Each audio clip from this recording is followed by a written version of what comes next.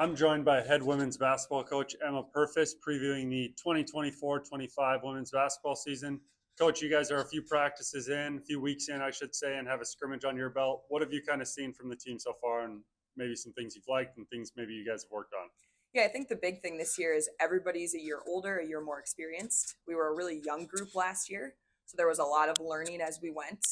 So this year, they really just have a better understanding of what does practice need to look like, what does the level of competition need to look like for us to be successful at this level. Some things that we're excited about, we feel like we have some good depth this season.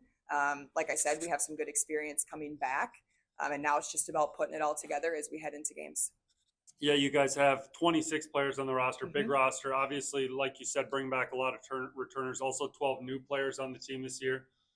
Still a pretty younger roster, maybe. How is that kind of gelled so far with so many new players and still a lot of, like you said, you kind of have that expectation, but still a lot of younger players on the team? Yeah, I think it's been really good. Our sophomore group, especially, has stepped up a lot in a leadership role faster than I think our coaching staff thought they would.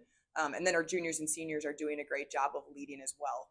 So as a unit, I think they just are doing a nice job of holding each other accountable and making sure that expectations are being met in terms of practice. So the chemistry piece is coming along really well.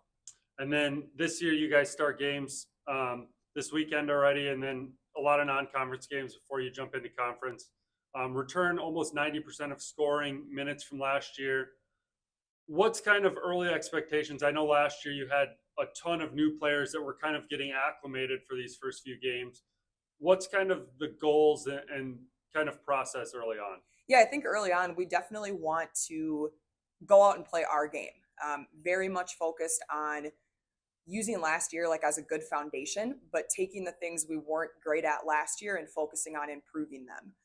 Like you said, I think with a roster that has some good experience under their belt, we're hoping there will be less kind of freshman mistakes, freshman tendencies, and we can just take big steps forward in the non-conference and get prepared for conference after the holidays.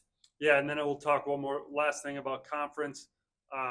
Last year, obviously, there was a bunch of teams kind of throwing punches at the top and even throughout the middle, as opposed to maybe years prior, like obviously Northwestern the year before kind of just cleaned through everything, whereas last year there was a lot of parity within not only the first, second, third teams, but even all the way down.